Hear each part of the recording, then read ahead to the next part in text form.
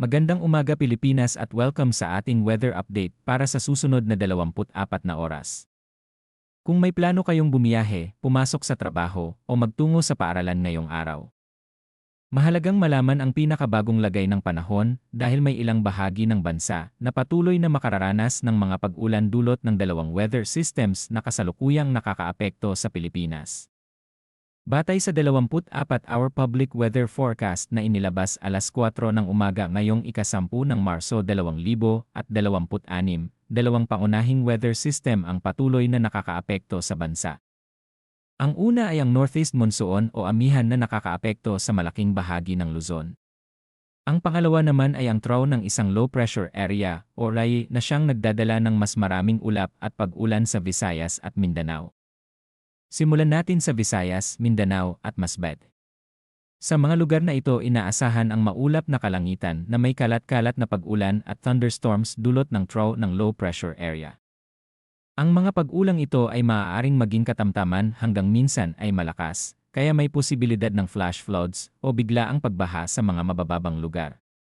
Posible rin ang pagguho ng lupa sa mga bulubunduking lugar, lalo na kung magpapatuloy ang pag-ulan sa loob ng ilang oras.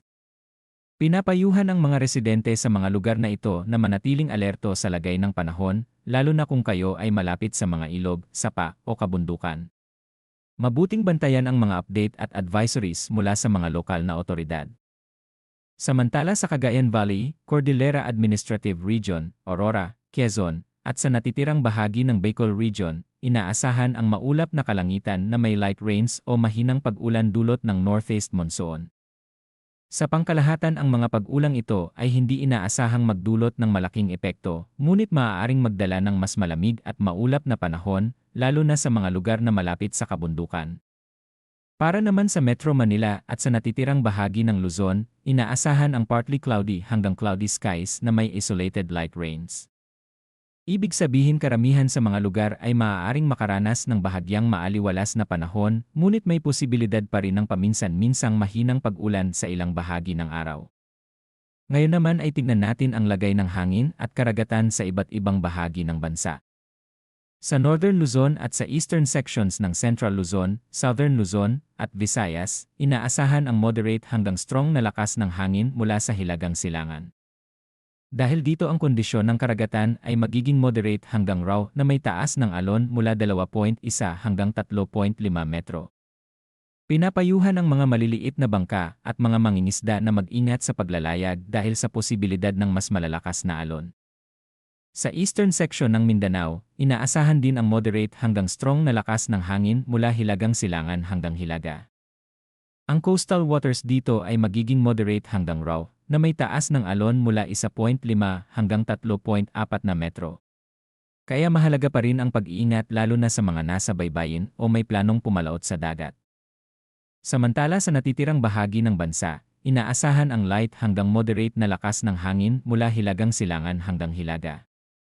Ang kondisyon ng karagatan ay magiging slight hanggang moderate na may taas ng alon mula 0.6 hanggang 2.5 metro. Sa kabuuan ng ating forecast para sa susunod na 24 na oras, ang Visayas, Mindanao, at Masbate ang inaasahang makakaranas ng mas maraming pag-ulan dahil sa trough ng low pressure area. Habang ang Luzon naman ay patuloy na naapektuhan ng northeast monsoon o amihan na nagdadala ng maulap na kalangitan at paminsan-minsang pag-ulan. Kaya ang paalala sa lahat, lalo na sa mga lugar na makakaranas ng mga pag-ulan, manatiling alerto sa lagay ng panahon, mag-ingat sa pagbiyahe, at iwasan ang mga lugar na madaling bahain o magkaroon ng landslide. Maraming salamat sa inyong panonood ng ating weather update. Manatiling ligtas ang lahat at magandang umaga Pilipinas.